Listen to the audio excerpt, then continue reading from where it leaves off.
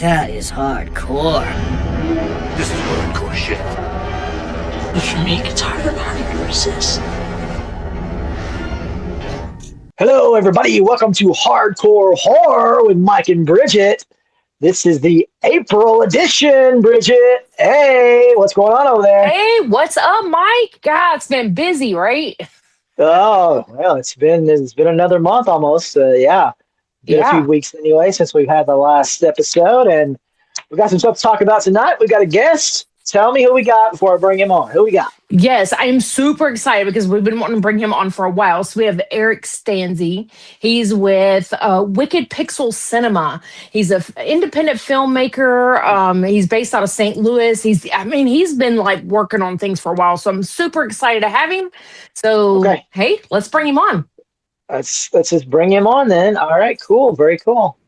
All right. Hey, Eric. Hello. All right. Eric Stanze, what's up? Yeah. How you doing? Good. Hey, man, Good. I was just saying, I'm so excited. Well, we're excited to have you on. I've been really wanting to bring you on here for a while. We've had a lot of people reaching out to us, a lot of listeners, so I didn't have a spot open. As soon as I had a spot open, I should send you a message. It seems like I'm the worst about social media, but every time I log on to Facebook and I see you guys, you and Jackie, man, you guys are just working it like all the time. Yes, we're obsessed. Yes, we're always working on something. Yeah.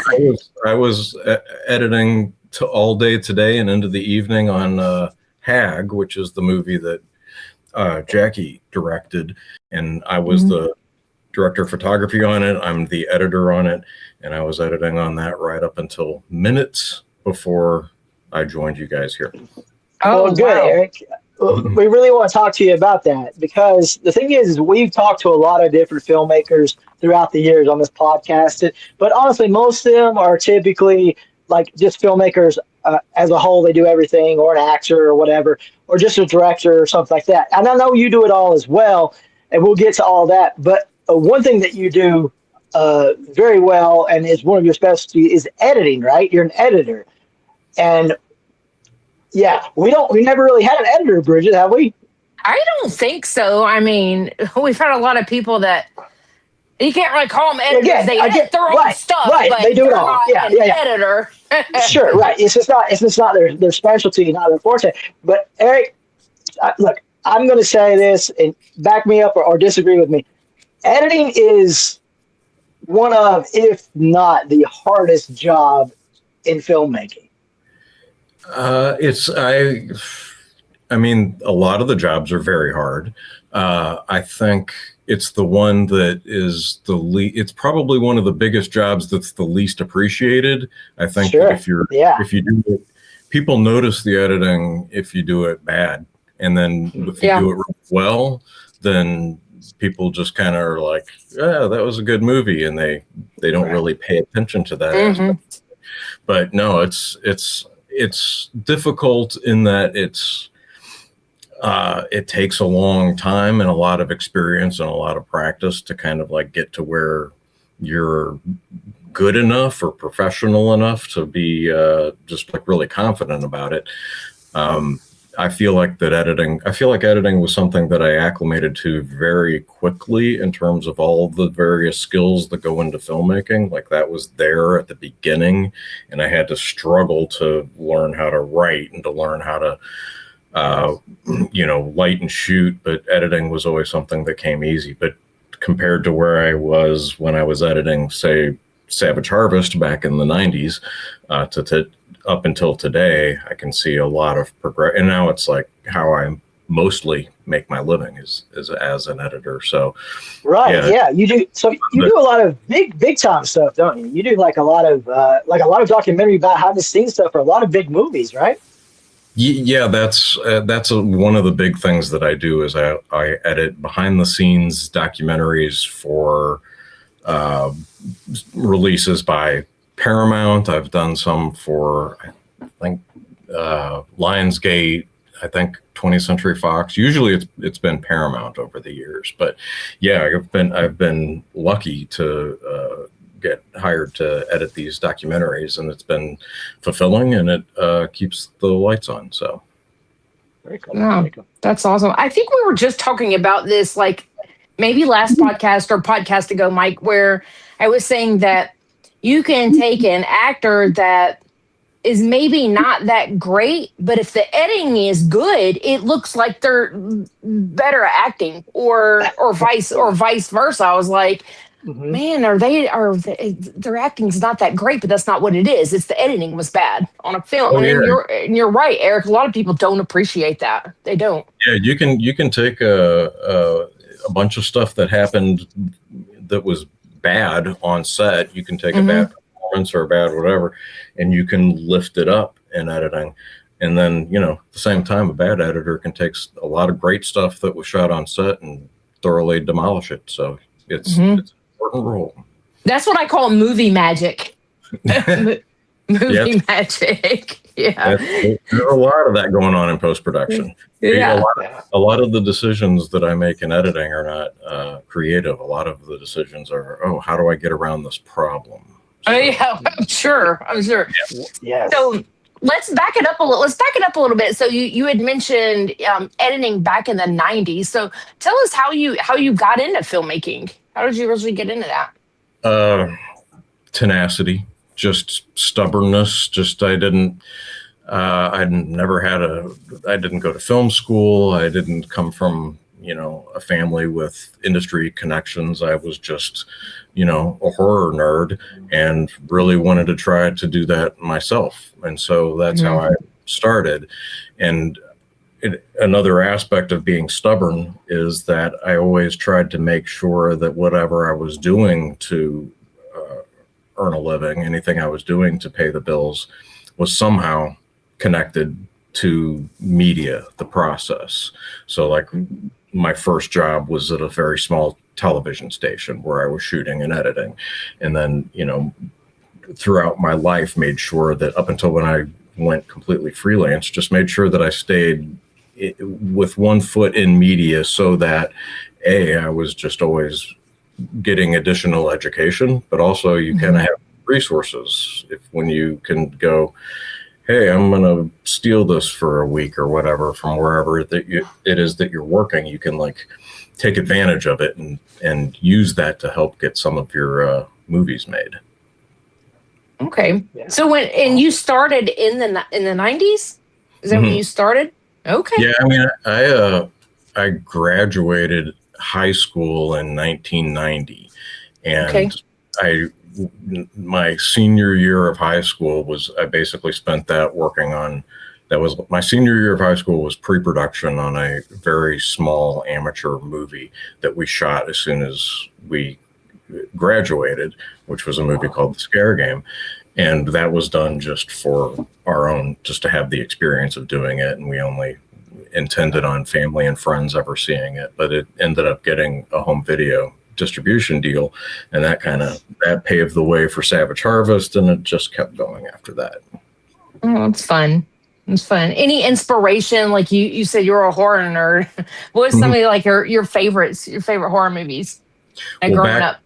Yeah, back then, what the movies that made me want to do this, I mean, Sam Raimi's Evil Dead was probably at the top of the list. I know it was,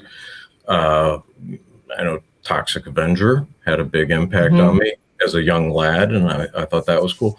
And in my teen years, I was growing up in Pittsburgh, so I was just surrounded by all the George Romero love. Oh, sure. And I loved his movies. So just kind of being a fan of Night of the Living Dead and Dawn of the Dead and his other films, and then being in a city that just so thoroughly embraced him, that was very helpful, and that was that provided a lot of fuel too. Yeah, that's awesome. Awesome. And so, Lee, I've noticed that you I watched one of your films earlier today. I watched Anxiety. I saw it too. Yeah, it was really good. Really, really good. And Jackie, oh my gosh, we just love her. She came on the podcast in 2022.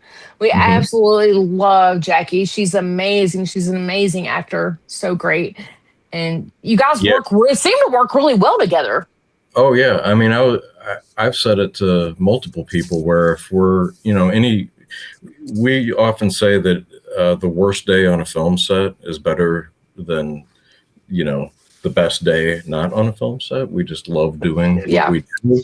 But anytime that I am on a film set, anytime that I am working on a movie, if I am able to work on that movie with Jackie, then it makes it so much better, and I enjoy the experience even more. And she's incredibly talented, and she brings a lot to every movie that she's a part of. So there was, Anxiety was a very unique production that was shot during lockdown in 2020. And it was like she didn't kind of just throw it away. We're making a much smaller movie in strange circumstances. I mean, she delivered a powerhouse performance in that movie, I think. So yeah, she's pretty amazing. Mm-hmm. Yeah, absolutely. So you mentioned that you've got a project that you're working on right now. Hague, is that right? On Hag, yeah. Hag, yes. So where are you at with that? Tell us about it. That is a movie that Jackie wrote and directed and starred in, and I was the director of photography on that, and I'm currently the editor on that. I was one of the producers as well. That was something that we shot a little over a year. It's been a blur now.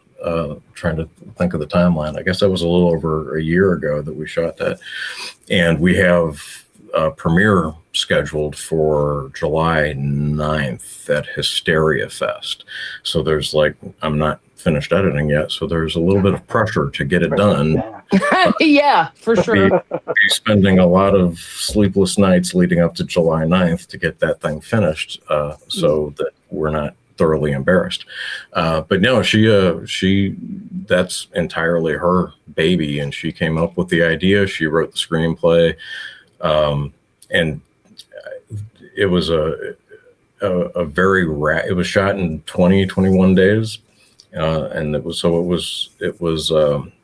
intense, and had to get a lot done in a short period of time. And in the midst of all of that, she's both playing the lead role and directing, and it's a very intense character. It'd be difficult to do that, I think, no matter what, but it's a very intense character. And that was kind of remarkable to see her be able to bounce back and forth between acting the lead role and directing the other actors in the film. So yeah, it was, and it was just we worked with the greatest people that had the best crew on that movie, and it was just a wonderful experience shooting it. So it's now that she built that machine and that turned it into all of this raw footage, putting it together as an editor is actually a whole lot of fun, and it's been very enjoyable. That's so awesome. Where's Hysteria Fest? Where's that located? That's St. Louis. St. Louis. Okay. And that's where you guys are based out of, St. Louis. Yeah. Okay. It's the first time I've ever edited something with that kind of, I have deadlines when I'm editing the documentaries for those films releases, the behind the scenes documentaries. Obviously I have deadlines for those, but usually what I do is I if I'm editing on one of my movies, or in this case Hag, I'll edit as much as I can, and then when paid work comes up, I abandon the movie and put it on a shelf for several months so I can make some money, and then I get back to it. And so it's always second tier in terms of editing our movies. But in this case, it's we've got to have this thing done by July 9th or we're in troubles. So this is the first time that I've ever had a premiere scheduled before the movie was done editing.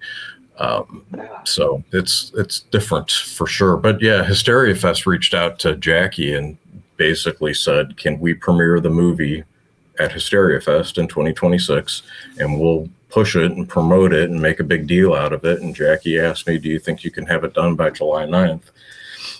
And I was like, well, it's when people are offering you stuff like that, you kind of take because people aren't offering you that kind of stuff every day. So when someone does offer you something like that and you're presented with that kind of generosity, you say, yes, I'll get it done by July 9th. Yeah, that is awesome. And you said 21 days to film it? That's it.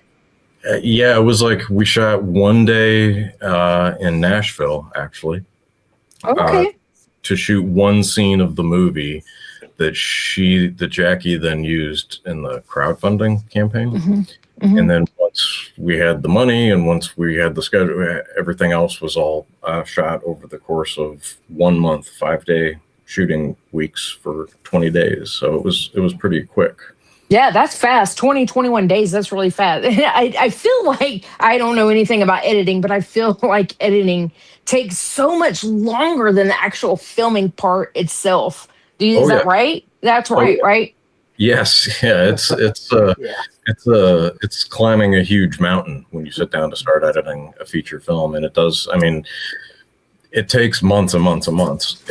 Sometimes it'll take me 2 or 3 years to edit something, but that's in addition to how time consuming it is. It's also because I stopped working on the movie the feature film that I'm editing to do something over here that pays money. And then when you edit these stuff for other people and all that, do you ever get like a big, huge difference? Like obviously when you're editing your own film, you know how it's going to be. Maybe with Jackie's as well, you're there in the process. You see what it's going to be even when you're making it. When all these that come in, do you ever get one that's like very daunting to edit? Like maybe it wasn't marked right. Maybe there's just a million takes. Like anything that's like totally bizarre. Do you mean like the documentaries? Yeah, or just any work that you've done editing that's not yours.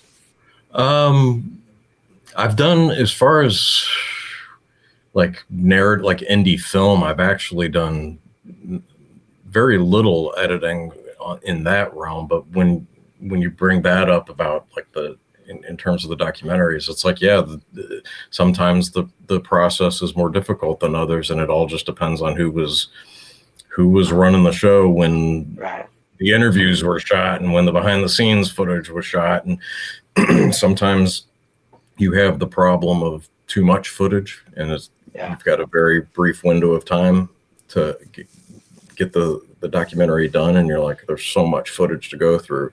And then other times you have the other problem where they didn't shoot enough. Not enough. You're struggling, and I'm calling my producer and saying, can we get some stills? Can we get illustrations, anything to try to cover it, so it's not just, you're not looking at talking heads the entire time. So it varies project to project. Right. Yeah. Wow. That's the thought of me trying to edit something makes my head spin. It's like, as an actor, you got like, scene, blah, blah, blah, take 49. Like, oh my God, 49 takes. And then you've got to take all of that and go through all of them and put them and splice them all together. That is so crazy and intense for me to even think about. And you're right. People don't appreciate that. They really don't appreciate it because it's a lot of work. And you can tell too, just watching your films, you can tell that you're really good at editing. You can tell that just by watching your films, for sure. That's very nice of you. Yeah. Yeah, absolutely. Absolutely. So what about new projects? So you got anything new coming on? So I know you're like trying to get Hag finished up. Do you have anything in the works coming up? Anything in the pipeline? Well, the most recent thing that we released was Anxiety. Mm-hmm. And we also recently finished working on the Blu-ray re-release, the first time on Blu-ray, of Deadwood Park, which was a movie that came out originally in 2007. So that just came out, and you can get that through Vinegar Syndrome. Okay. And it's like, if I look at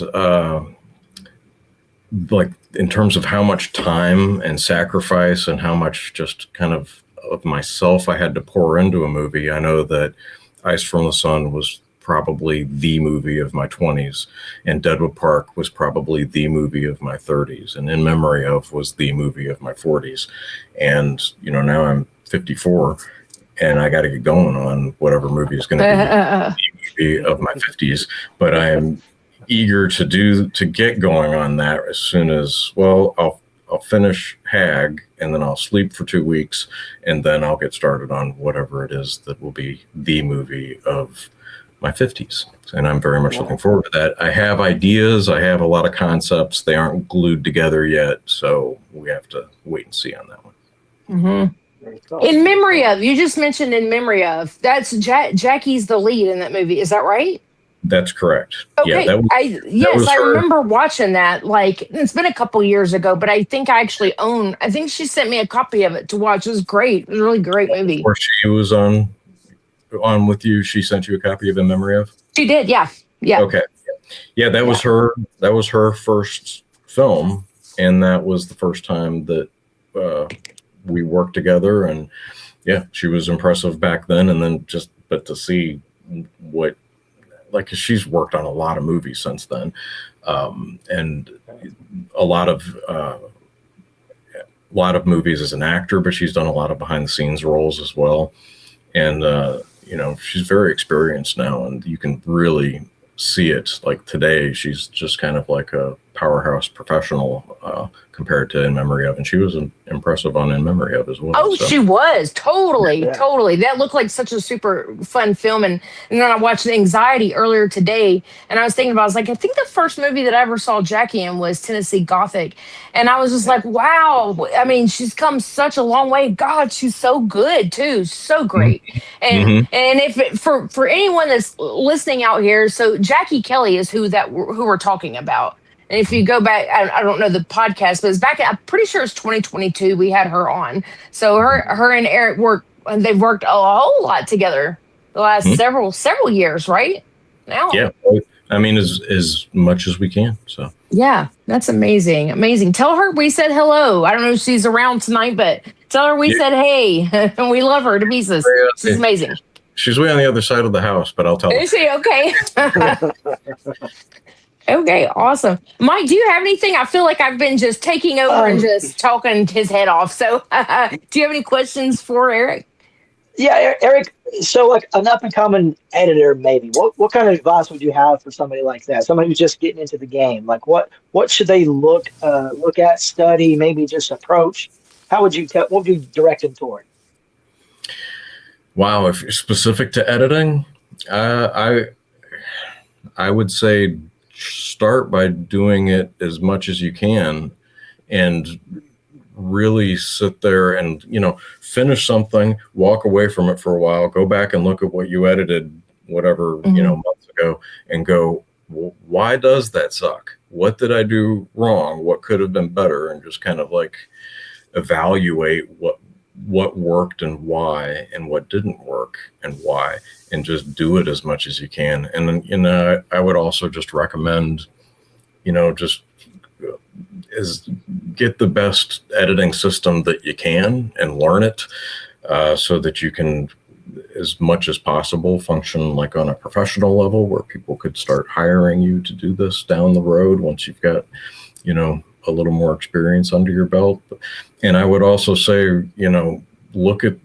go out there and look at what is available in terms of books and documentaries that touch on the subject. There aren't a lot of them, but if you can find that stuff and just be able to listen to other editors and hear what they have to say.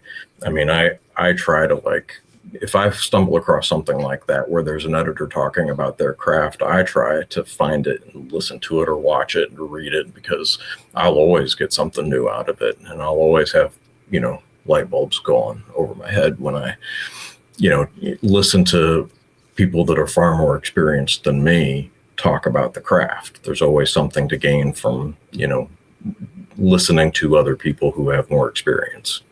Sure. Is there a certain software that you prefer, that you would recommend to edit on?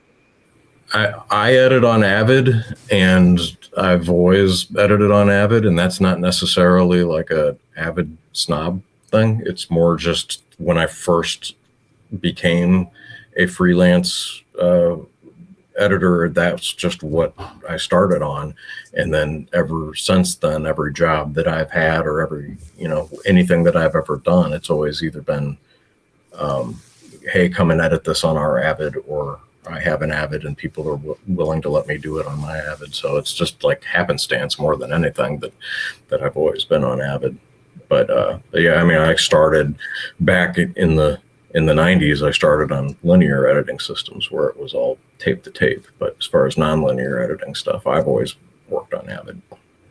Yeah, awesome. Okay. Well, we don't want to focus on editing. We know you're a filmmaker. You do it all, just like a lot of people do. But that was just a specific point that we wanted to make because, again, we don't get very many people on here that want to talk about that part of filmmaking. Yeah, I mean, yeah, I think a lot of filmmakers should pay more attention to it. You know, I think a lot of filmmakers should realize that there is a lot of shaping that can be done in post-production. And instead of going, oh, that didn't quite work, oh well, you can go, oh no, there's a way around this and the way that this is cut. So yeah, I think that it's something that, I mean, it's the ideal thing to do is be thinking about how it can be edited together while you're shooting it.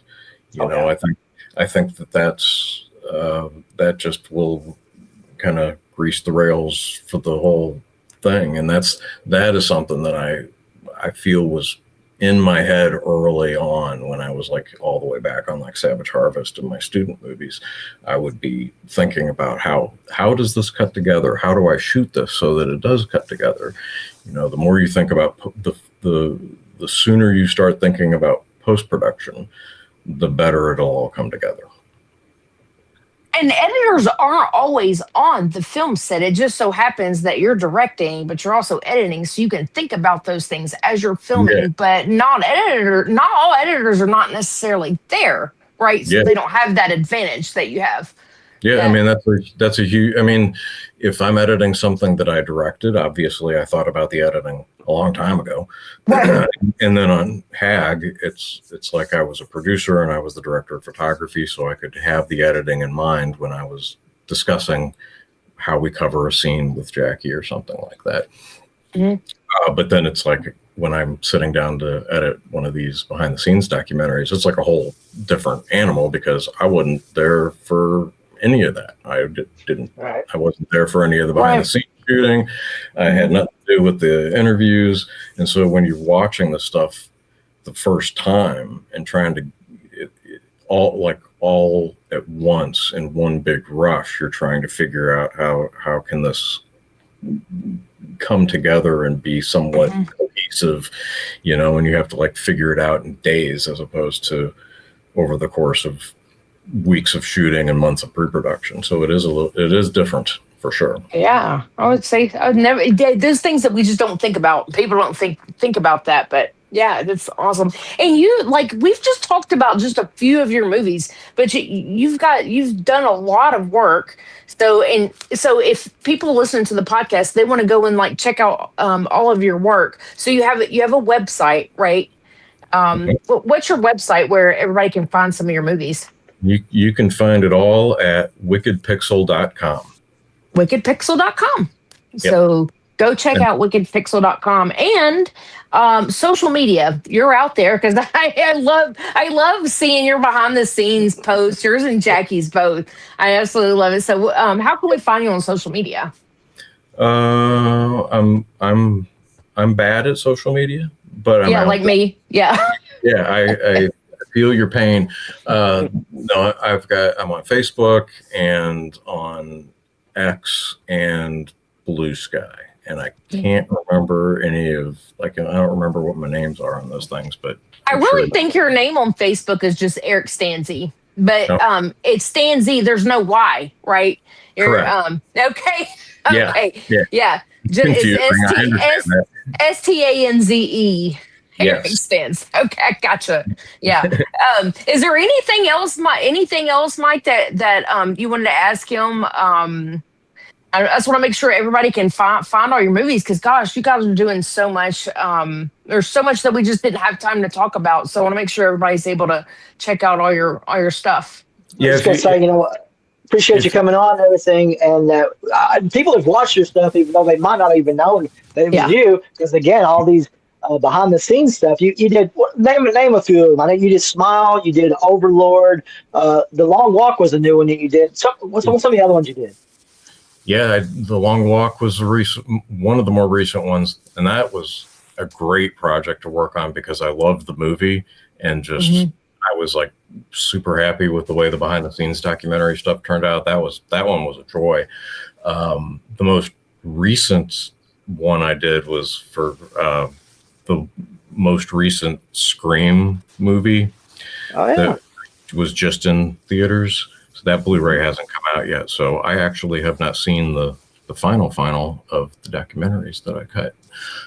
But yeah, I did Smile. That was a good one. Overlord. I did the science fiction movie Arrival. That was a good one.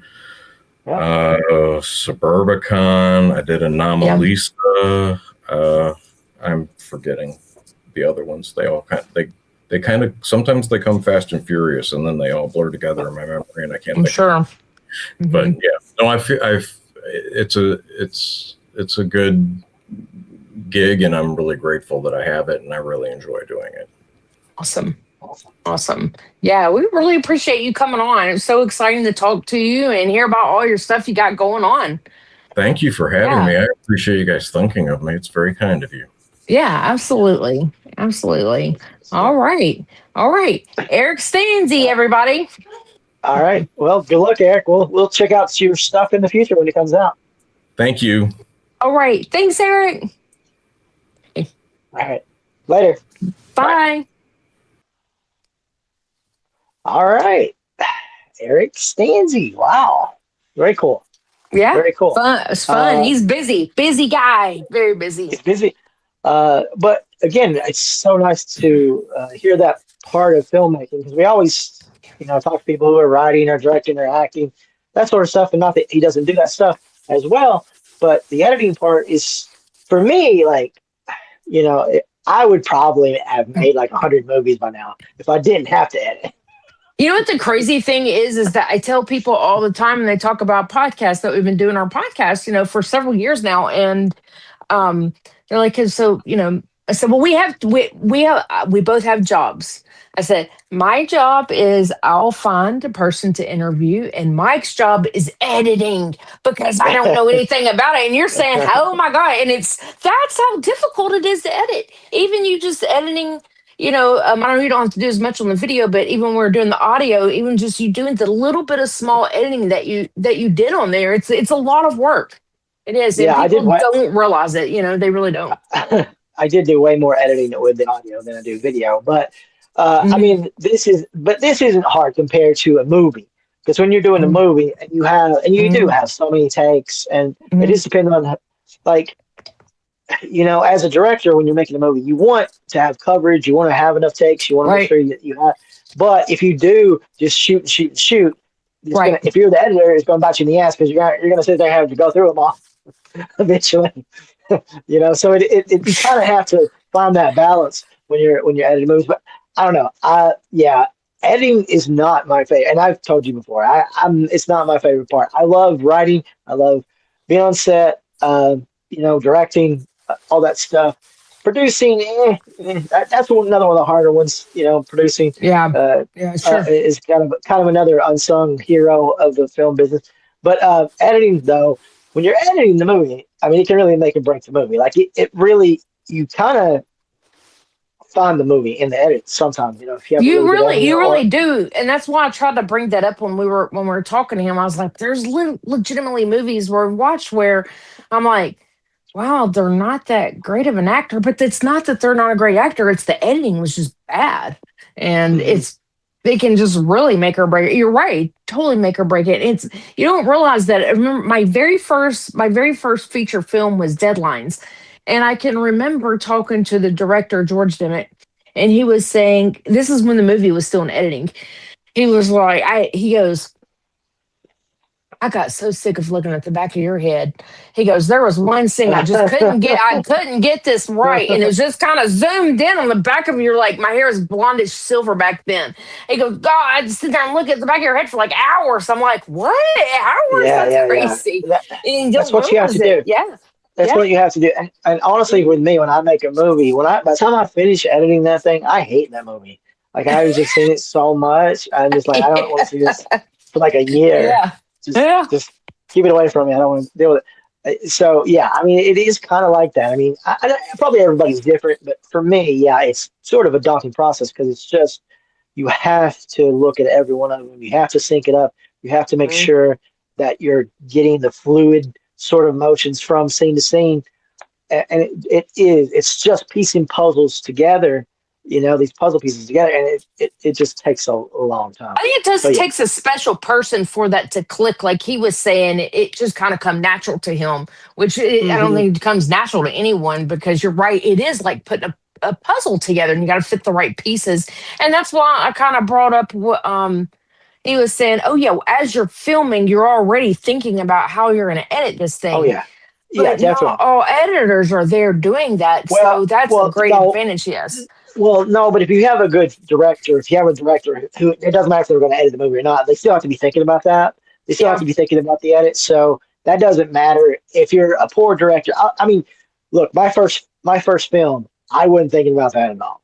I wasn't thinking nothing about that. Okay, and then and then when I went to edit, I'm like, You figured it out real quick, didn't you? I was like, oh, this is not how you make a movie because I was like, oh, okay, so and I, it's like not getting enough coverage, not, you just don't really think about it. You're trying to piece together a story as a Hmm. director without being an editor. But then when you don't think about the edit, then you sometimes you don't fill those gaps. So yeah. So moving forward after that, yeah, I had to think about the edit as well. And so that's just something you have to do whenever you're making a movie. Yeah. Or you'll Yeah. be like, this don't really go together, but slapping it together anyway. Yeah, that's so funny.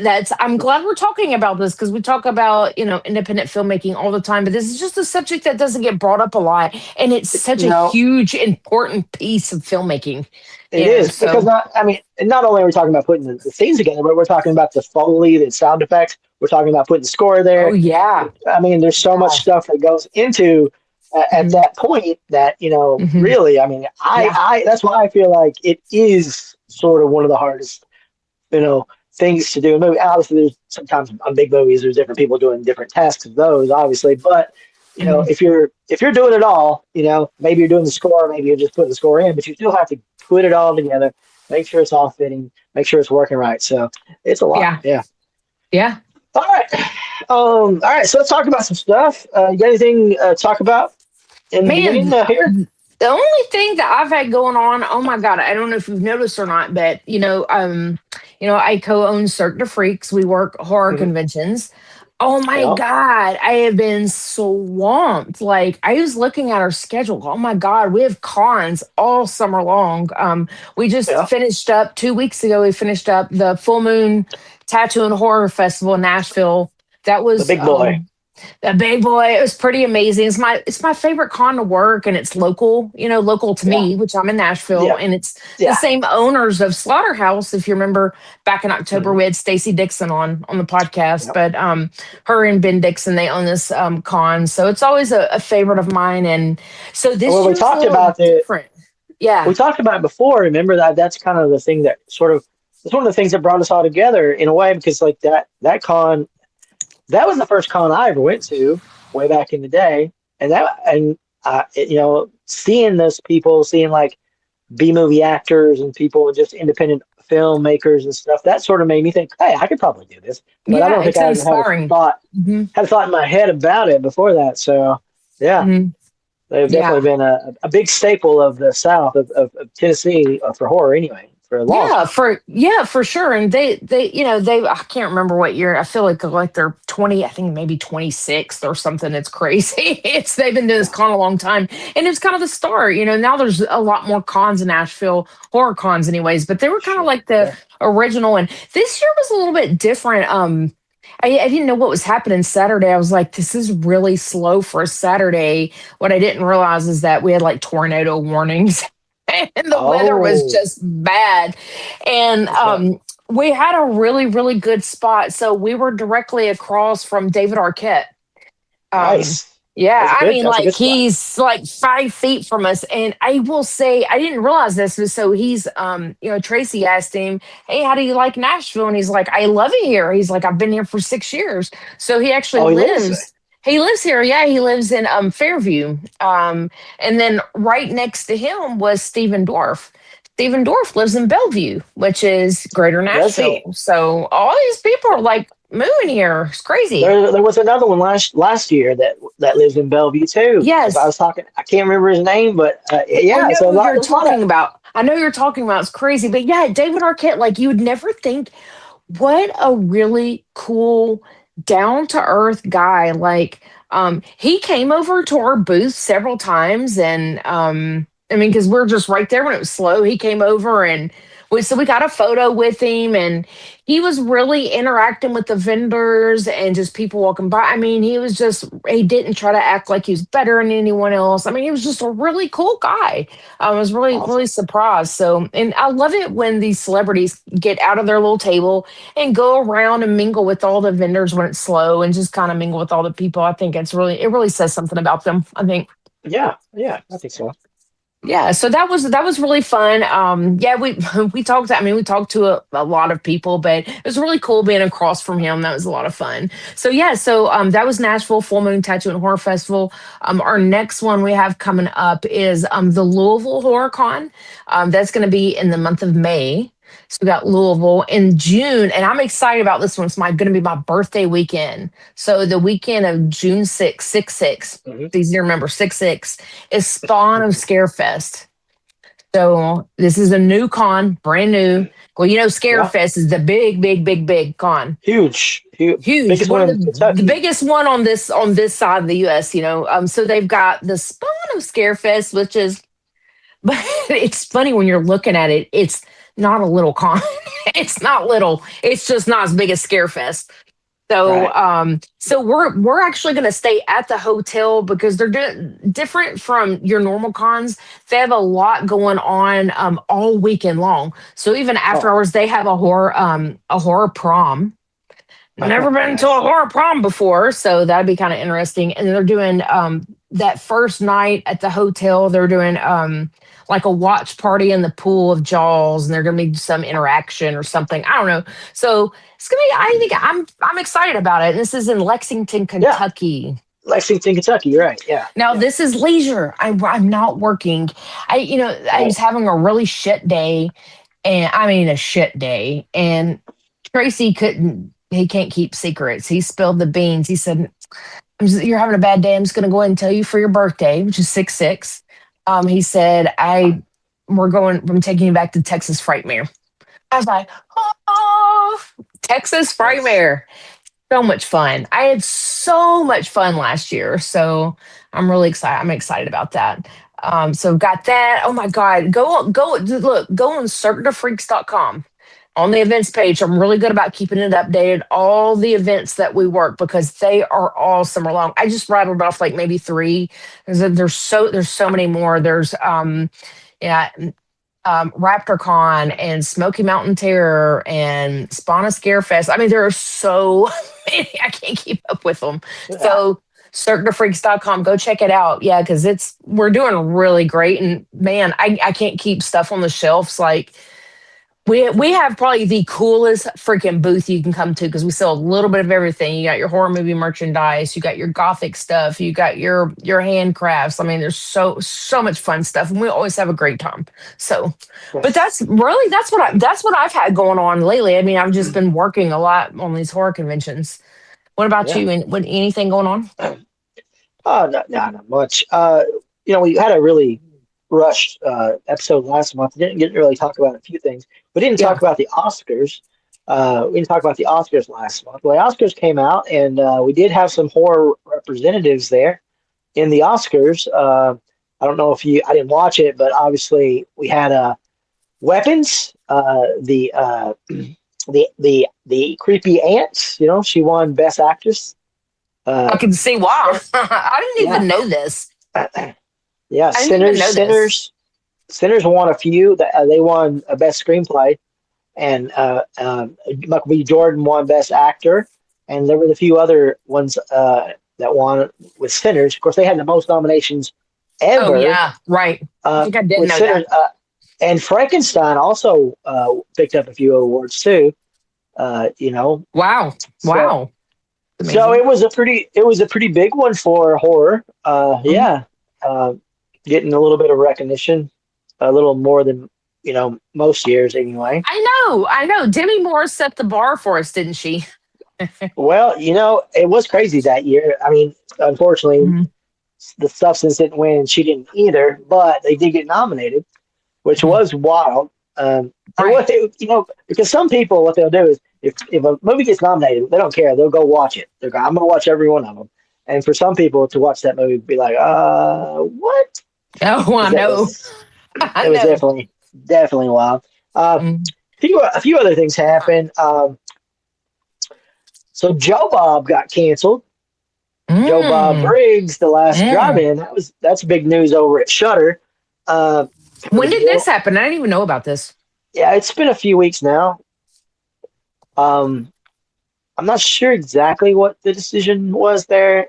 He said it wasn't him, but I mean, from a marketing standpoint, it seems a little weird. Again, I don't know if money was involved or what, but you know, Joe Bob was really the kind of thing that made Shudder popular there in the beginning.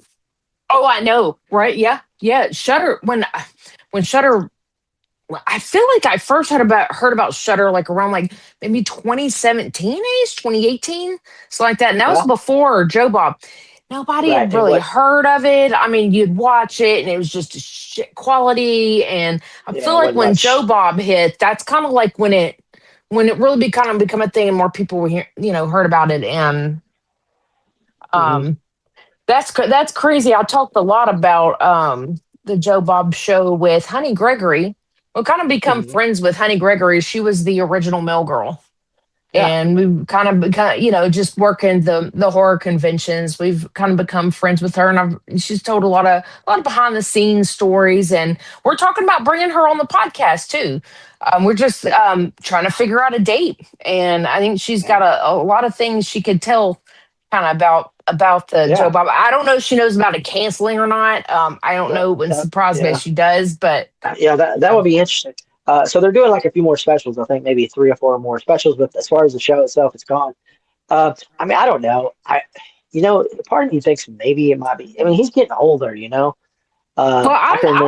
I was gonna ask you, have you watched Joe Bob?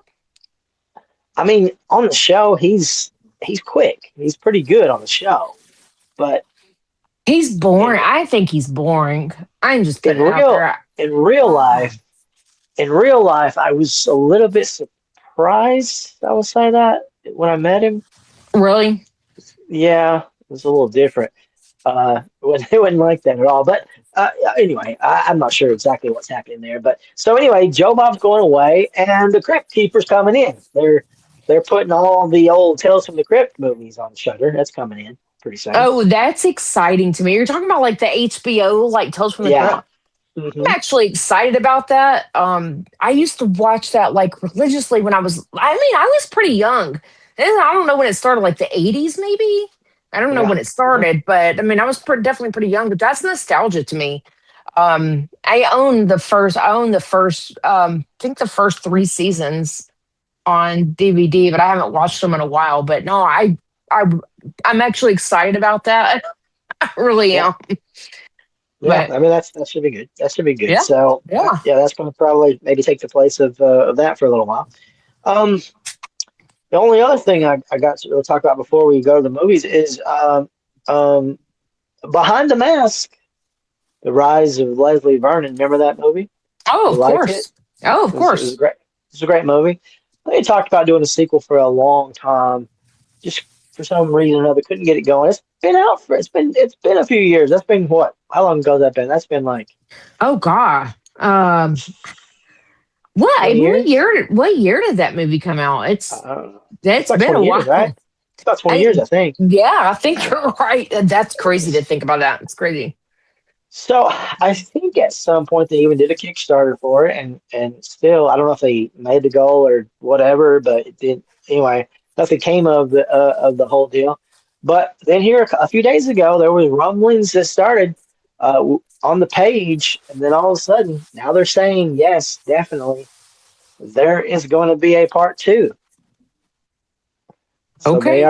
they are making a part two. They're going to launch a new Kickstarter for it pretty soon. But as far as I know, they're going to do it anyway. It's going to happen. So it should be pretty interesting. I don't. It's a little late for a sequel, but I mean, better late than never, maybe. But I just probably looked would it have up. been You like hit the nail on the head. It's exactly 20 years. Come out in 2006. okay. Yeah. All That's right. pretty good. 10 years. That So, is kind of crazy for me to think. 20 years. That's yeah. but they didn't do the Scream thing after part two. I mean, they go like so many years with the movie Scream before they released another one. What was the big gap? Like a crazy big gap between them. Well, okay. So it's like one hit bank, boom. Two Right. hit bank, boom. Right. Three honestly made a lot of money, but it made a little less. So they're like, "Whoa, we need to slow down for a little bit." I think. Plus, it wasn't as good, and it got critical. Right. I don't think it got critically acclaimed as much. Mm-hmm. It didn't, and I don't prefer it either. So I think there was a lot of buzz, like, "Whoa, okay, we'll just slow down for a while." So they slowed down, and it took them a few years to do four. Took them a What little year? bit. What year when they're like a long, like so many years between them? I watched them all in Yeah. the same weekend back to What, back, what, so what they all was run together on me. what was four? Was that 2011? What was that? I'm gonna look it up. It's gonna drive me crazy. I gotta look it I don't up. I don't know exactly what it was, but there were some years there between that one and four, and I think that's just because I think horror kind of changed a little bit. They moved on to that, I guess what they like to call torture porn and all that stuff, and so Yeah, yeah. we had a lot of other big boys coming in. Saw dominated for so long, and they That's kind right. of It's just 2000. It was 2011, by the way. You're right. okay. 2011 is when four came out, and then that one actually didn't do that well. It actually didn't Mm, do that well hmm at the box office. I mean, it made money, but it didn't do well at all. So after that, they're like, "Oh, okay, well, I guess we're done with this." It wasn't, and then obviously Wes Craven died and everything, so it was kind of Right. just pretty much gone. Not even a thought in the head until much later. And obviously, Radio Silence picked it up for part five, but yeah, I mean that's kind of the thing that happened with that. So that's more of a money thing. I don't think, and money might have been obviously a big part of this Leslie behind the mask as well. But I mean, I think that the filmmakers and the actor wanted to make it. It just maybe when just didn't get there to what they needed. But now it seems like they've got it, and they're hopefully going forward with it. Behind the Mask is gonna be hard. I'm sitting here thinking in my head, that's gonna be hard to do a part two. I'm like, how? How? Yeah, Because yeah. The the first reveal, one was the the reveal oh is wild on the first one, yeah, so it's going to be yeah. hard to replicate. But it hmm is it is in its own way kind of like Scream, where it is making it has a meta version of horror and the love of horror. So I do love that and appreciate it. So if they can just take it to a different level, I mean, who knows? And maybe it work, maybe it won't. Yeah. I don't know. We'll see. We'll see. That's all I got. You ready to get to what you've been watching? Yeah, I haven't been watching a lot because I've been working a lot, so my list is I haven't. really, really short. So, Mine is two. Mine is two, actually. well, I'll start with. I think we both watched. We just talked about it earlier with when we had Eric on, but I think we both watched Anxiety, which is a Anxiety, great yeah. movie. I think you can watch it on Tubi right now. So, It's on Tubi, and I think so it's on Amazon as well. Yeah. yeah, so Uh, really great. And we talked about Jackie Kelly earlier, so she's the lead in it, and it's yeah. really great movie, great So movie. it starts out. It starts out about the pandemic, which Right. is pretty triggering enough if we considering the fact that it's kind of bizarre to think about the pandemic now, and we're so removed from it now. But obviously, when you see those scenes again, you're like, oh shit, I remember that. I remember living through all that. And all the chaos and uncertainty and everything, so it really starts out with that. That's like Right. the big part of this movie, like for the first third of it, right? Yep. Yep. And and and it works and it's good. But I'm thinking, like, is this the way it's going to be? Is it going to be kind of be like Host, kind of a deal where it's like this Mhm. girl is kind of isolated talking to her friend and all that stuff. But then it shifts. Oh yeah, it shifts. It shifts, and it goes into totally different directions. Mm-hmm. It's not even an allegory. It's about addiction. It really is about addiction. And the thing about that is he really hit it on the head. And we didn't talk to him actually about if this was any personal subject matter or not. But when I was thinking about it, back when the COVID hit and everything, I don't know if you remember this or not, but restaurants were actually allowing you to take, like when you pick up delivery, like food, pick up alcohol. Like you could pick up alcohol with the food. Do you remember that? I don't remember that, but I believe it though. It was a thing. Like if you wanted to go pick up a restaurant order, like, and you wanted to get like a cocktail with it, you could get that and just take it home with you. Yeah. So that was in Nashville anyway. Now maybe not everywhere, but I lived in Nashville at the time. I was in Bellevue. So that was a thing. It's crazy. Wow. I don't even remember that. I do remember, this is so freaking bad, but I do remember funny George Dimick. It hadn't been long. We had filmed Deadlines and we were at Chattanooga in February of 2020 and we're promoting the movie, and that was when we're just everybody's talking about this COVID thing, and he's talking about, grocery, everything's gonna close. And I'm like, that's bullshit. That's just not gonna happen. And I remember talking to him like right before they really started closing everything, and I was like, he goes, have you been to the grocery store? And I was thinking, my God, I gotta go to the liquor store. What if I run out of my booze? So at first thing I thought, oh my God, it's so crazy. So yeah, I'm gonna run out of my booze. Who gives a shit about groceries? I need my wine, my bourbon. I think there is some truth there. I think people were pent up and just kind of not doing a lot in their mental state, and it did sort of probably a lot of people did relapse on there at that time. It was just one of those things where you're like, I got nothing else to do. And I'm sitting at home. I don't got to get out and drive or Right. Yeah. Oh, I did my fair share of drinking during the pandemic. That's for sure. Yeah, that's for sure. So that's kind of what the movie's about. That's really the basis of the movie. But then he takes it to these horrific levels, and we get to the third act and everything, and it just sort of goes really wild. And we get like this sort of doppelganger effect of the character and everything. And so, but yeah, it's a really good movie. I really enjoyed it. I thought they did a great job. It was a good Me too. Same. So yeah. So there's that. I checked off some of the movies that have been on my list forever. My running list, Mike, on my phone for movies is crazy long. The list is so long I don't know where these recommendations come from. Sometimes they come from you on the podcast. Okay, so I've been checking off some of the movies that I have on my list. I always have a running list on my phone. I don't know where this recommendation come from or where these come from. It could have come from you, actually. I'm not sure. So the first one is Candyland. Yeah, I've seen it. Have you heard of? You've seen it? It makes me wonder. Did you recommend this one? Also known as Lot Lizards. Yeah. The crazy thing is I love it that it's set in the 90s. It's different. It's So sometimes I like to throw in these like dirty, gritty movies. This is definitely one of them. It's not for everyone. Right. I didn't hate it. I didn't love it either. But yeah. So it's basically about lot lizards, and you throw some religious stuff in there, some cult like stuff. I don't know. I think it's worth watching. And it's just come out. I think it come out in 2023. I wonder if you recommended that movie for me. I don't know. I mean, I definitely talked about it, I'm sure.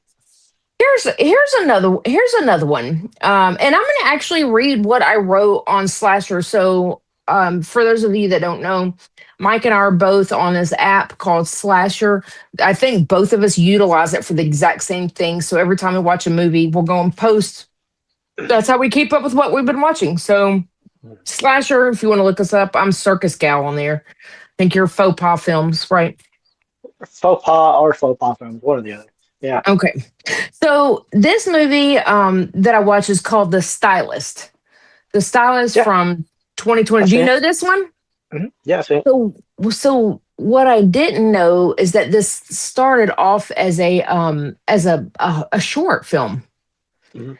And I only found that out was when I looked it up. I was like, oh, there's two versions of it. There's 2016, there's 2020. So I watched the full feature. So here's what I wrote about it. I was like, I'm going to start writing notes when I go and post these on Slasher so I can remember when we do a podcast. All right, so here's what I wrote.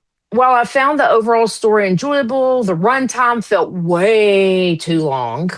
And there were moments where the pacing just kind of dragged for me. At times, certain scenes seemed unnecessary, which made the film feel less engaging than it could have been. So when I went to post this, I learned that the story was first released as a 16-minute short film in 2016. And I couldn't help but to feel the original short film may have served it better. That was my personal opinion. It's a great movie. It's great. It's just a little long for me. I feel like there was a lot of parts in there that were really unnecessary. Yeah, But maybe that's some slow probably parts, but it does have a good ending. That ending's pretty sweet. Oh my God. I knew that shit was going to happen too. I knew it. I was like, I looked at Tracy. I was like, wouldn't that be fucked up if blah, blah, blah, blah, blah, blah, blah. And he's like, surely not. And sure enough, it happened. I was like, damn, that is just wrong. That is so wrong. And pretty good payoff. It's the female version of Maniac, wouldn't you say? Oh, you know what? I know where I found this movie. I watched a documentary, I think on Shudder, called I think it's called 1,000 Women of Horror or 100 Women of Horror or something like that. I watched that. Did you? Okay. And I was like, oh, The Stylist. And that kind of reminded me of, Maniac. So yeah, I kind of want to watch the short film now. Anyway, so The Stylist. I met that director. She was at a convention once. Yeah. Oh, really? It's a female director, right? Mm-hmm. Yeah, she is. I can't remember her name, but yeah, she is. The Stylist. It's a little long. If you like me, you got ADD. It's just a little bit long, but dude, the last 5 minutes are just like, wow. It's crazy. You didn't watch it. It's good. So here's another one that I've had on my list for a while, and I was a little disappointed in it. It's called The Girl Who Got Away. You seen that one? Yeah, I have seen that one. It's really slow, right? It's kind of like a police procedural kind of deal. Am I right? Am I thinking the same thing? Yes. Mm-hmm. I think my expectations were too high for this one. It's not that it would come out. I think the poster doesn't match the movie. Am I wrong? It doesn't match. Yeah, you're right. It's got the little creepy girl that's, but it, yeah. So here's what I wrote about this one. I really wanted to love this film because the story had strong potential. However, the execution fell short for me. While the core narrative was there, the storytelling through the camera lens did not feel as effective as it could have been, which ultimately made the film just for me. And I think it's an okay movie. It's just, if you're looking for a horror movie again with that sort of poster, you're probably gonna not get what you're looking for. I think that's what did it for me. I set myself up for failure. I had too high expectations going in. Well, that's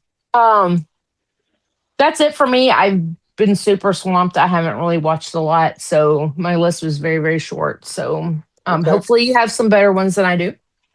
Mine's pretty short too. Mine's really not that big. First thing I watched was Something Very Bad Is Going to Happen. This is a new show on Netflix. Okay. It's pretty good. I liked it. It has a little bit. It's a little bit Ready or Not-ish in a way. I don't want to say too much because it might give stuff away. But yeah, I liked it. There's a lot of twists and turns. We started watching a show on Netflix last night, and this is at 1:00 in the morning. So what is this show about? I wonder if it's the same one. It's about this girl that's getting married. She's getting married to this guy, and they go with her family, but then weird, odd things start happening there. Oh, yeah. No, then that's not the show we watch. Wow, it sounds just like Ready or Not when you say that. Yeah, there are some similarities, but it's not like Ready or Not. It ends up being different, but But I liked it though. I thought it was a pretty good show overall. Yeah, worth a watch on Netflix. Up next, Forbidden Fruits. Forbidden Fruits. Forbidden Fruits. This is the new, what are they calling this? The craft for the Gen Zers, maybe? So what did you call it? The craft for the Gen Zers, maybe? Oh, that is so funny. When you say Forbidden Fruits, I thought you were talking about a porno. No, so it sounds like about a porno, doesn't it? It's about these three witches at a mall, but they're all named like fruit names. Like one's named Peach and the other one's named, you know what I mean? So, but then they meet up with this other girl. Yeah. And they have magical, witchcraft powers to a degree. I was not a fan of this one. I did not care for it that much, to be honest.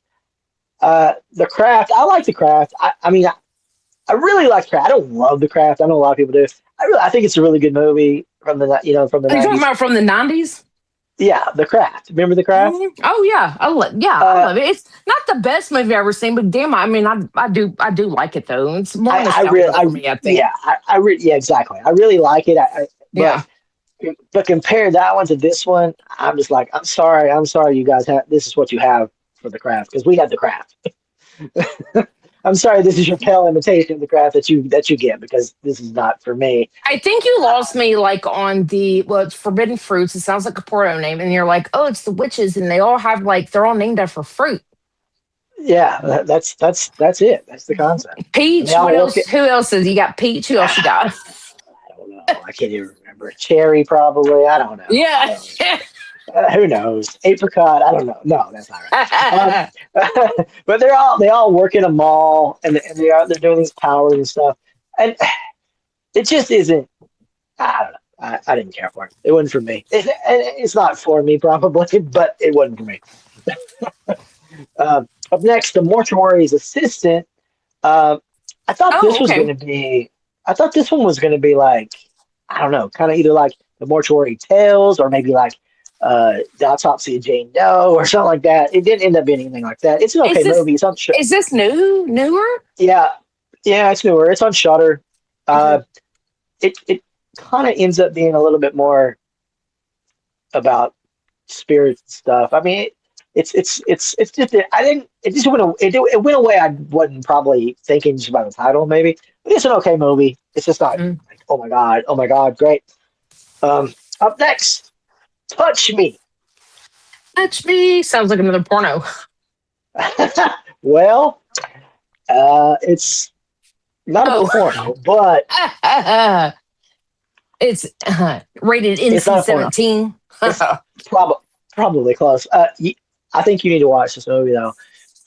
It's pretty fucking wild. So if you remember one of the guys from the Evil Dead remake, the one with the glasses, the one who got the oh yeah, remember that guy? Yes. So, oh god, yes. I can't remember his name, but okay. So in this movie, he plays an alien, right? Oh, and he's in it. The guy from the Evil Dead. Okay. Yeah, the guy with the glasses. So okay. He plays an alien, and he is kind of like being like this sort of guru, goddess, god kind of a guy. He's going around, and there's this girl who's like infatuated with him, but what he does is he turns into this alien and has sex with her, and it's like there's all this there's like all this greatness that she gets from it. So she brings her and her friend come out to his retreat, and just things kind of go awry with everything, and she kind of finds out some secrets that she didn't know was happening with the alien, but it ends up being body horror. Oh, really? Yes. Okay. Yes. Okay. It's a little slow to start. You're like, what is this trippy fucking shit? So it's a little bit slow at the start. You kind of got to get through that. But once you get into that like third act, you're like, what the heck? Yeah, but it's pretty good though. I mean, it's wild. I'll just say that. Okay. It is a wild movie. So So I would say, where'd you find this at? Like, where'd you stream it? Do you remember? I don't think it's streaming. I think it's on VOD right now. Yeah. Okay. Yeah, but it may end up being on Shudder. I don't know exactly where it's going to end up, but yeah. Touch Me. All right, That's what it's called. Touch Me. Touch Me. Right. Yeah, watch the Everybody, trailer. watch Touch Me. Everybody. After the podcast, watch the trailer and see what you think. Okay. Because it's Okay. it's pretty trippy. Up next, The Bride. The horror movie? Yeah, The Bride. It's Bride? Maggie Gyllenhaal. Maggie Gyllenhaal directed her version of The Bride of Frankenstein. Like the Frankenstein? That's what I was going to say. Is it like another Bride of Frankenstein spinoff? It is a modernized version of The Bride. It's basically, I would say it like this: it's a concept of what if the bride didn't get burned up after 5 seconds after she was brought to life. Oh, okay. All right. Yeah, kind of a deal. It didn't do very good at the box office at all, but I think it's a pretty decent movie. I mean, it's not like amazing necessarily. No, it's a little like, I don't know. They like kind of go on the run together. So Christian Bale plays Frankenstein. Oh, is this so this is like a new movie? Yeah, it's relatively new. I mean, it came out in theaters a few months ago, or maybe a month ago. Oh, okay. Yeah. Okay. Yeah. Jessie Buckley, I think she just won an Oscar for Hamnet. She plays the bride. She does a really good job. Maggie, like I said, Maggie Gyllenhaal is the one director. You know who Maggie Gyllenhaal is, right? She's an actress. Oh yeah, of course. Her brother was in it for that's awesome. a little bit. Yeah.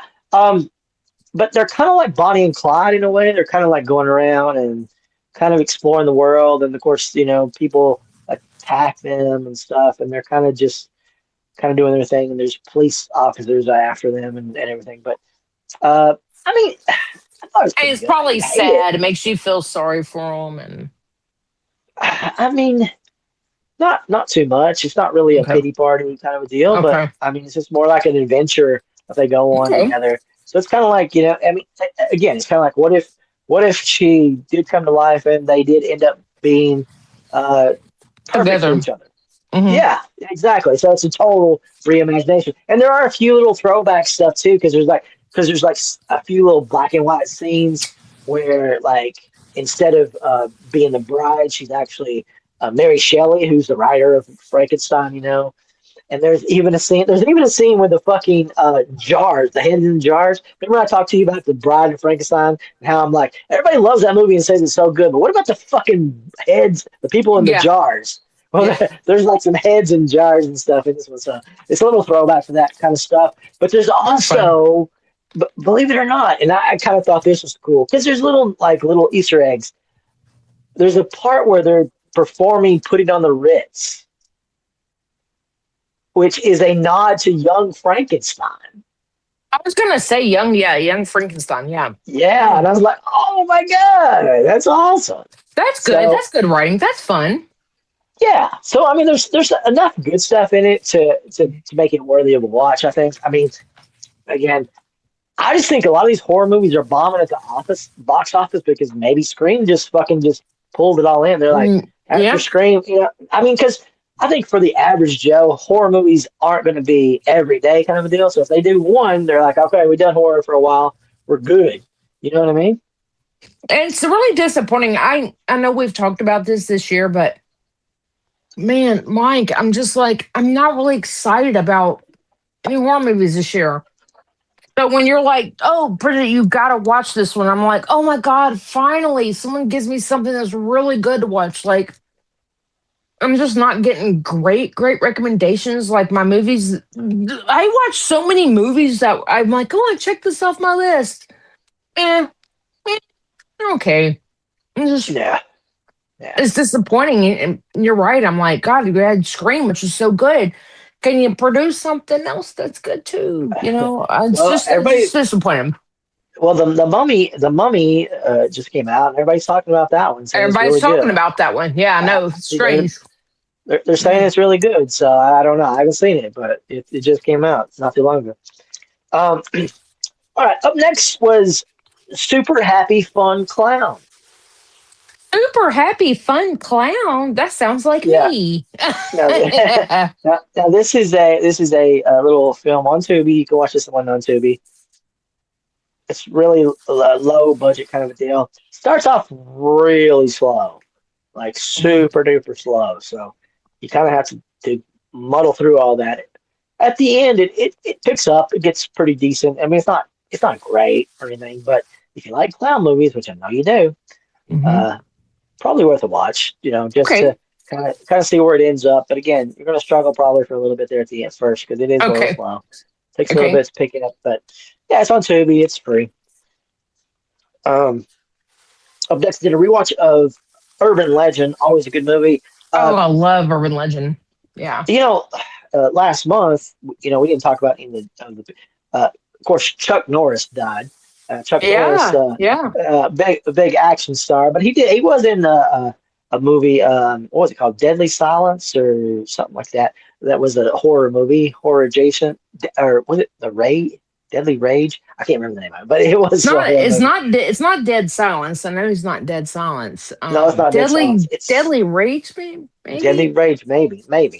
That was it. But anyway, so on the same day that he died, Mhm. we lost Jamie Blanks. Jamie Blanks, and he was the Yeah. director of Urban Legend and also Valentine. Yeah. Oh, So I forgot that he done Valentine. You know, I just watched that. Not. I did a rewatch of that not too long ago. yeah, I mean it's not a bad movie. I mean it's It's not kind of great, but underrated. I feel like. I feel like it's. I feel I like mean it's it's good. kind of underrated. And so It's a is good one to Urban Legend. watch. Urban Oh, Legend's Urban great Legend. too. I love. We've talked about this before, but I love Oh yeah. Urban Legends. I think Oh yeah. it's the absolute best Scream ripoff that there ever was, ever. Ever. I think it works really well. But yeah, we lost him. We lost Nicholas Brendan the same day, which he was in Buffy the Vampire Slayer. And I didn't watch Which that, one? but Which one was it? Was he? he Oh, he played. was on the show, not the movie. The show. Yeah, he's Okay. on the show. But yeah, so Jamie Blank's Urban Legend there. That was he did a few horror movies, but those were the two big standouts was Urban Legend and Valentine. And so the other thing that I would talk about is I thought you were going to watch this. Did you go watch this? They Will Kill You. No, but I have it. I have it on my list. That's one I have Oh, on my list. I do. okay, I did watch it. Was I supposed to watch it? I thought you said you had tickets to it or something. Oh, I did. Oh, Tracy Diddy bought me tickets to it, and something happened where I must have double booked something. We had to cancel it, so we didn't get to Okay, do it. I don't okay, remember, but we were supposed to see it in the theater. We were supposed to see it, but Mhm. that Yeah, didn't work out. I don't know what I happened. got you. I got you. Well, if you like Ready or Not and that kind of stuff, it is very similar in a lot of ways. I mean, it is way more action, like action fighting scenes kind of deal. So if you like Hmm. that sort of stuff, then yeah, it might be on your might be a good thing to put on your list to watch. I mean, I didn't hate it. I didn't love it. Again, it is too familiar, too similar, I think, to Ready or Not for me to be like, Hmm. well, this was super original in its Hmm. own way. Even though the cult they do have this thing that doesn't happen with Ready or Not, which is they come back to life off of that. Oh, oh, all Yeah, right. That's a little yeah, yeah. different take on it. Okay. That's it's a little different. So I started watching part two of Ready or Not the other night, and I got like where she's talking to her sister, she reunites with her sister, and I was about 20 mhm. minutes in, but it was like 2 o'clock in the morning. I couldn't hold my eyes open. I was like, I really want to watch this, but you liked it though, right? I liked it. I mean, It's just okay. yeah. That's No, how I I mean, I felt think it's about a the good. first one. I felt about the first one. I was like, it was okay. I mean, it Okay, wasn't well, I bad. thought it sounds like I liked the first one more than you did. So Okay. Okay. because I Maybe really so. I did enjoy the first one. I thought it was pretty good, honestly. And so this one, I think it does pretty well as far as carrying out a sequel. And Mhm. so if you didn't love or really like the first one, I don't know if you're going to really like this one because it is more of the same stuff. It really, I mean, it it does enough to expand the world without jumping shark or anything. So again, if you don't like the world, then you know I can't. I wouldn't recommend it necessarily, but if you, Gotcha. you know, Okay. but yeah, I thought it was pretty good though. I did think it's pretty good. It didn't do that well at the box office. Neither did They Will Kill You though. Again, nothing horror is really sticking at the box office except for Scream 7. Yeah, I know. Isn't that crazy? Yeah. There's another movie that I started watching. Oh my God, I think this was last night. I've been like getting one. I don't sleep that great, and I'll just sit up and watch movies, and I'll just start kind of falling asleep. But it's a movie you recommended, and I got really interested in it. But I was like, I'm so freaking tired. It was like crazy late. Psycho Killer. I started watching it. Yeah. Like the first 20 minutes is like, oh my God. Like I really want to go and finish it. I like that movie. Good, I've seen isn't it it? a couple times already. Yeah, I Oh, like you've it. seen I it mean, twice. Okay. yeah, All right, good. Give me something to be yeah, I excited mean, about. it's just one of those movies that's again, it did. I think it did like terrible at the box office. It really That's didn't get crazy. a lot of like advertisements or anything. You didn't hear that much about it. It kind of came and went really quickly. Mm-hmm. But I think it works really well. I mean, it's a pretty simple concept overall, but I don't know. I thought it worked. Yeah. Yeah, I'm 20 minutes in, but I was like, man, I don't want to be sitting here just because it's 2 3 o'clock in the morning. I'm nodding off because I'm tired. Like I legitimately want to Right. watch this movie while I'm fully focused. Yeah. Yeah. So it starts off really good. Starts off good. It So does we'll start see. off pretty good. Yeah. It Stay kicks in tuned. and yeah. All right. Awesome. Well, hope you like it. All right. You got anything else Man, no. going on? That's it. Again, I think I talked about this last month on the podcast. Man, if you guys have if you're listening, you have any good recommendations for horror movies that we have not talked about, by all means, comment, message me. I love it when I get text messages or emails or whatever from people that listen to the podcast. They're like, hey, I was thinking about this movie. You haven't talked about it. Check it out. I love that. So I Well, love recommendations. Well, Obsession, that was coming out in a few months, maybe. Scary movie remake or whatever. I know it's not horror, but it's more I more want to see that adjacent. though. Yeah, I still want to see Coming it. out. Evil Dead, the new Evil Dead movie, that's coming out this summer. So there's Mhm. that. Yeah, and the new Evil Deads haven't disappointed me. So that's They haven't. hopefully they'll keep me that either. going. Keep it going. Yeah, that's what I'm thinking. I mean, if I would say it'd be almost hard to make a bad Evil Dead movie, but I'm sure it can happen. So let's hope sure. it doesn't. I know, Yeah. right? Yeah. Hey. Yeah. All right. Until next All right. time. Until next month, I guess we should stay hardcore. Hardcore. All right. All right. Until next time. Later. Peace.